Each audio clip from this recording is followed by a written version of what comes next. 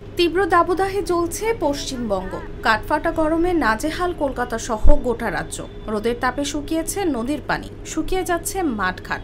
এই তীব্র দহন জ্বালায় সেদ্ধ হওয়ার উপক্রম মানুষের। কলকাতার আলিপুর আবহাওয়া দপ্তর বলছে, তাপপ্রবাহের হাত থেকে এখনই নিস্তার পাওয়ার কোনো সম্ভাবনা নেই পশ্চিমবঙ্গের মানুষের। এরকম অবস্থা চলবে আরও 4 থেকে 5 দিন। গরমে ঘামাচি উঠছে, গায়ে সব কিছু উঠছে, গরম গোটা ঘামাচি, থাকতে পারছি না। আর কি করব, কারেন্ট খুব যাচ্ছে, ওই মাঝে সাঝে যায় আবার আসে। হ্যাঁ, ছাতা নিয়ে আসি, তাও কি রোদ দূরে গরমে থাকা যায় কোনো কিছুতে?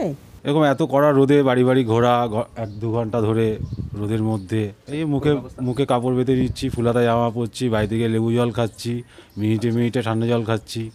আবহাওয়া দপ্তরের আঞ্চলিক কর্মকর্তা সোমনাথ দত্ত জানান, দক্ষিণবঙ্গে তাপপ্রবাহ চলবে। শুক্রবার পর্যন্ত 8 জেলায় তীব্র তাপপ্রবাহের লাল সতর্কবার্তা জারি করা হয়েছে।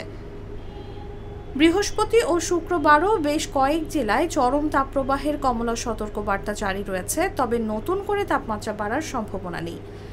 মঙ্গলবার 24 ঘন্টায় কলকাতা শহরে তাপমাত্রা থাকবে সর্বোচ্চ 43 ডিগ্রি সেলসিয়াস, সর্বনিম্ন তাপমাত্রা থাকবে 29.7 ডিগ্রি সেলসিয়াস। এদিকে 5 মে থেকে দক্ষিণবঙ্গে বৃষ্টি শুরু হওয়ার সম্ভাবনা রয়েছে।